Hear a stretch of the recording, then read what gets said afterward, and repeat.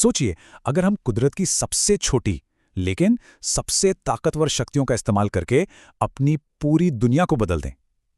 आज हम बात करेंगे व्हाइट बायोटेक्नोलॉजी की, जो सच में कुदरत की अपनी इंडस्ट्रियल रेवोल्यूशन है। क्या हो अगर हमारी फैक्ट्रियां जिंदा हों? ये कोई साइंस फिक्शन कहानी नहीं है, बल्कि एक ऐसे क्रांतिकारी विज्ञान की बुनियाद है जो चीजें बनाने के लिए सचमुच जीवित सिस्टम्स का इस्तेमाल करता है। तो चलिए इस सफर पर आगे बढ़ते हैं। सबसे पहले देखेंगे कि नेचर की ये छोटी छोटी फैक्ट्रियां हैं क्या। फिर व्हाइट बायोटेक्नोलॉजी की परिभाषा समझेंगे, इसके पीछे की साइंस पर नजर डालेंगे, देखेंगे कि ये अलग अलग इंडस्ट्रीज में कैसे काम आ रही है, और आखिर में बात करेंगे कि ये भारत के लिए इतनी जरूरी क्यों है। पहला हिस्सा, नेचर की छोटी फैक्ट्रियां, यानी माइक्रोब से मैन्युफैक्चरिंग तक का सफर। जरा सोचिए, अरबों खरबों छोटे छोटे जीव हमारे लिए लगातार काम कर रहे हैं और हमारे चीजें बनाने के तरीकों में क्रांति ला रहे हैं। असल में हम सेल्स, एंजाइम्स और माइक्रो ऑर्गेनिजम्स को दुनिया की सबसे छोटी लेकिन सबसे असरदार फैक्ट्रियों की तरह इस्तेमाल कर रहे हैं। और कमाल की बात यह है कि ये जिंदा फैक्ट्रियां न सिर्फ बहुत एफिशिएंट हैं, बल्कि हमारे पर्यावरण के लिए भी कहीं ज्यादा बेहतर हैं। सेक्शन 2, व्हाइट बायोटेक्नोलॉजी की परिभाषा। मतलब अब इस पूरी प्रोसेस को एक नाम देते हैं। जब इसकी बेसिक बात समझ आ गई है, तो चलिए अब इसकी औपचारिक परिभाषा भी जान लेते हैं। तो व्हाइट बायोटेक्नोलॉजी, जिसे इंडस्ट्रियल बायोटेक्नोलॉजी भी कहते हैं, ये है क्या? सीधी सी बात है, ये जीवित जीवों जैसे यीस्ट, बैक्टीरिया और उनके हिस्सों जैसे एंजाइम्स का इस्तेमाल करके सामान और सर्विसेज बनाने का तरीका है। ये परिभाषा सिर्फ रटने के लिए नहीं है, बल्कि ये समझने की बुनियाद है कि इसका इस्तेमाल कहाँ-कहाँ हो सकता है। अब जो बात सच में बहुत दिलचस्प है, वो है ट्रेडिशनल केमिस्ट्री और व्हाइट बायोटेक्नोलॉजी के बीच का फर्क। देखिए, पुराने तरीके फॉसिल फ्यूल और बहुत ज्यादा तापमान पर निर्भर करते थे।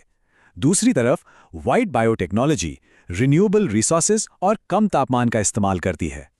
तो ये सिर्फ एक टेक्निकल बदलाव नहीं है, ये एक सस्टेनेबल भविष्य की तरफ सोच का बदलाव है। सेक्शन 3, ये साइंस काम कैसे करती है? मतलब ये छोटी छोटी फैक्ट्रियां चलती कैसे हैं? तो चलिए अब जरा पर्दे के पीछे झांकते हैं और देखते हैं कि ये पूरा जादू असल में होता कैसे है।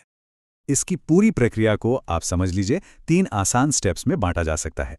स्टेप 1, किसी खास काम के लिए सही माइक्रोब या एंजाइम को ढूंढना। स्टेप 2, उसके फलने फूलने के लिए एकदम परफेक्ट माहौल तैयार करना। और स्टेप 3, फर्मेंटेशन या बायोरिएक्टर का इस्तेमाल करके बड़े पैमाने पर प्रोडक्शन करना।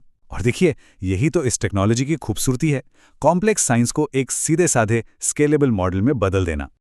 चौथा हिस्सा, इंडस्ट्रीज में इसका इस्तेमाल, यानी एक माइक्रोस्कोपिक क्रांति का बड़ा असर। चलिए अब थ्योरी से हटकर असल दुनिया में कदम रखते हैं और देखते हैं कि ये टेक्नोलॉजी हमारी दुनिया को कैसे बदल रही है। सबसे पहले बात करते हैं बायोफ्यूल्स की। मकई या गन्ने से बायोएथनॉल जैसे रिन्यूएबल एनर्जी सोर्स बनाना, इससे न सिर्फ हमारी एनर्जी सिक्योरिटी बढ़ती है, बल्कि ये क्लाइमेट चेंज से लड़ने में भी हमारी मदद करता है। फिर आते हैं बायोप्लास्टिक्स। सोचिए, पौधों से ऐसा प्लास्टिक बनाना जो खुद ब खुद गल जाए। ये एक ऐसा जबरदस्त सॉल्यूशन है जो हमें प्लास्टिक पोल्यूशन के संकट से बाहर निकाल सकता है। टेक्सटाइल और डिटर्जेंट इंडस्ट्री में भी इसका बहुत बड़ा रोल है। जीन्स को स्टोन वॉश फिनिश देने से लेकर हमारे लॉन्ड्री डिटर्जेंट को ठंडे पानी में भी ज्यादा असरदार बनाने तक, ये दिखाता है कि कैसे व्हाइट बायोटेक्नोलॉजी हमारे रोजमर्रा के जीवन में चुपचाप एक क्रांति ला रही है। और हाँ, फार्मास्यूटिकल्स यानी दवा की दुनिया को तो हम भूल ही नहीं सकते। एंटीबायोटिक्स और विटामिन्स जैसी कॉम्प्लेक्स दवाइयों को ज्यादा एफिशिएंट तरीके से बनाना, ये टेक्नोलॉजी जिंदगी बचाने वाली दवाओं को ज्यादा सस्टेनेबल और सबकी पहुंच में ला रही है। ये टेबल इस टेक्नोलॉजी की जबरदस्त वर्सेटैलिटी को दिखाती है।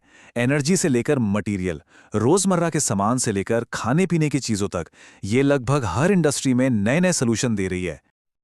और अब पांचवा और आखिरी हिस्सा, भारत के लिए इसकी अहमियत, यानी एक सस्टेनेबल भविष्य के लिए एक जरूरी टूल। चलिए अब इस ग्लोबल टेक्नोलॉजी को घर लाते हैं और देखते हैं कि ये भारत के लिए इतनी खास क्यों है। देखिए, ये मेक इन इंडिया को सीधा सीधा बढ़ावा देती है। बाहर से आने वाले फॉसिल फ्यूल पर हमारी निर्भरता कम करती है, खेती के कचरे को काम में लाकर वेस्ट मैनेजमेंट में मदद करती है और एक sustainable high scale bio economy को ताकत देती है। मतलब ये सिर्फ एक इकोनॉमिक मौका नहीं है, बल्कि भारत के लिए एक आत्मनिर्भर और टिकाऊ भविष्य बनाने का जरिया है। 20%। ये सिर्फ एक नंबर नहीं है, ये 2025 तक पेट्रोल में 20% इथेनॉल मिलाने का भारत का लक्ष्य है।